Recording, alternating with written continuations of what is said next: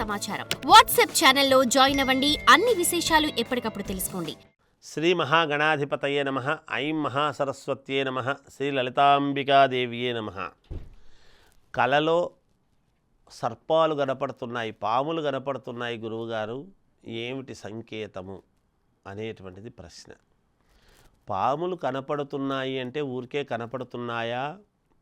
ఎత్తి పడగ ఆడుతూ కనపడింది అంటే అది శుభసూచకము. పడగ ఇలా భూమికేసి కొట్టింది అంటే అదొక రకమైనటువంటి ఇబ్బంది.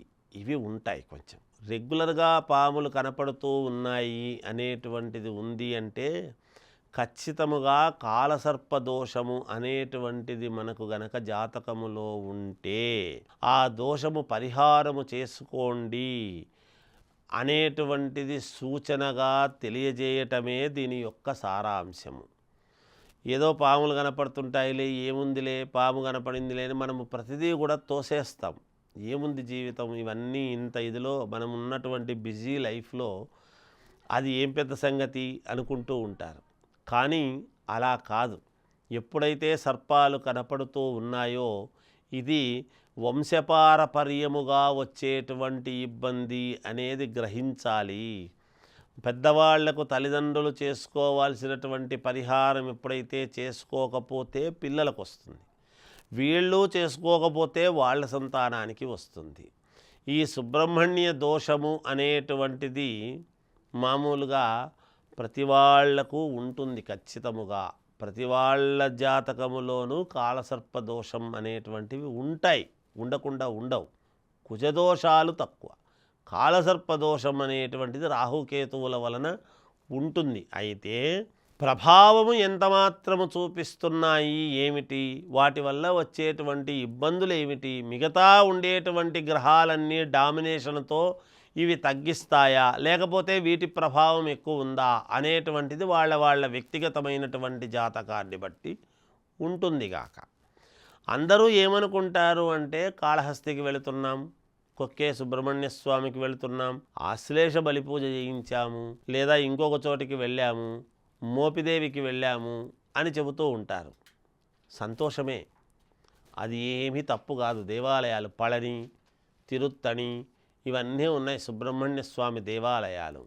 దేవాలయాలకు పోయినటువంటి దాని వలన పుణ్యం వస్తుంది. మీరు అభిషేకము చేయించుకున్నటువంటి దాని వలన పుణ్యం వస్తుంది. అభిషేకము చేసుకున్న దాని వలన పాపమేమి పరిహారము కాదు కదా. కనుక పరిహారానికి మార్గము అనేటువంటిది వాళ్ళ జాతకములో ఉండేటువంటి ఆ దోషాలు, ఆ వ్యవహారాన్ని బట్టి ఎంత శాతం ఉంది అనే దాన్ని బట్టి దోషము పరిహారం అనేటువంటిది ఉంటాయి. పరిహారాలు చేసుకోవటానికి విధానాలు వేరు. అందువలన దేవాలయాలకు వెళ్ళవచ్చును, అభిషేకాలు చేసుకోవచ్చును, పూజలు చేసుకోవచ్చును, వీటి వల్ల ఎటువంటి ఇబ్బంది ఉండదు. కాకపోతే దోషము పోయింది అని అనటానికి ఉండదు. గుడికి పోయి వచ్చినంత మాత్రాన దోషం పోయింది అని కాదు. గుడికి పోయి వస్తే పుణ్యం వచ్చింది అంతే. దోషం అనేటువంటిది మనం పరిహారం చేసుకుంటే పోయేది. అందువలన చిన్న దానిలకు రెండిటికి కొంచెం డిఫరెన్స్ ఉంటుంది ఎప్పుడైనా కూడా. అందువల్ల దాన్ని జాగ్రత్తగా మీ జాతకాలను చూసుకొని చేసుకోవాల్సినటువంటి అవసరము. అలా దోషాలు మనకు జాతకములో ఉంటేనే మనకు కలలో కనపడుతున్నాయి.